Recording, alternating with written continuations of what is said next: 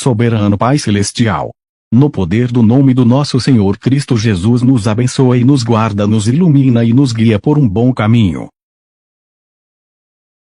Estudo Bíblico, João 7, verso 1. Introdução. João 7 começa com Jesus evitando a Judeia, especificamente Jerusalém, devido à hostilidade dos líderes judeus. Este versículo serve como um prelúdio para as tensões crescentes que culminarão em sua crucificação. A recusa de Jesus em ir a Jerusalém imediatamente contrasta com a iminente festa das barracas e as expectativas de seus irmãos, criando um cenário de perseguição e suspense que percorre todo o capítulo. O capítulo revela a divisão de opiniões sobre Jesus entre o povo, o questionamento de sua autoridade pelos líderes religiosos e o anúncio de sua identidade divina e da vinda do Espírito Santo. Contexto histórico. A festa das barracas, Sukkot, era uma das 3 principais festas de peregrinação do judaísmo, atraindo multidões a Jerusalém. O versículo 1, na nova tradução na linguagem de hoje, destaca explicitamente a razão de Jesus evitar a Judeia.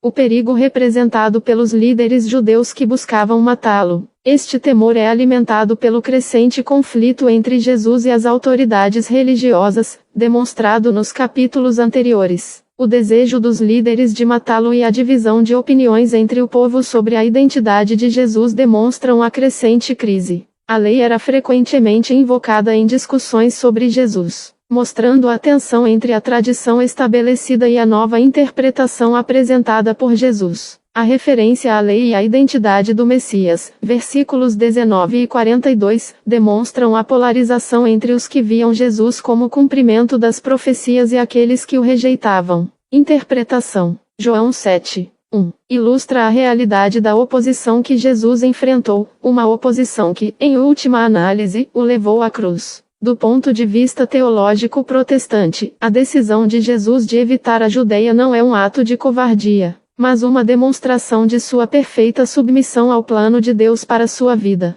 Jesus sabia o momento certo para sua morte, João capítulo 2, verso 4, e capítulo 7, versos 6, 8, 30. Sua hora ainda não havia chegado. Este versículo também demonstra a plena humanidade de Jesus. Ele sentia medo e buscava evitar o perigo quando possível, mas a decisão de seguir em frente era uma demonstração da sua natureza divina. A atitude dos líderes judeus, de quererem matá-lo, revela a profundidade do pecado e a resistência ao amor e à verdade divinos. Para os crentes hoje, este versículo nos lembra que seguir a Cristo pode implicar enfrentar oposição, perseguição e até mesmo o medo. No entanto, assim como Jesus, somos chamados a confiar na providência de Deus, buscando sabedoria em nossas ações e permanecendo fiéis ao nosso chamado, mesmo em meio à adversidade. Veja as referências em Mateus 10, 16 a 23. Este trecho das Escrituras admoesta os discípulos para que sejam prudentes como as serpentes e simples como as pombas, o que se assemelha à estratégia de Jesus de evitar o conflito direto quando não era o momento certo. Ele os incentiva a não temer as perseguições, pois serão perseguidos da mesma forma que Jesus foi.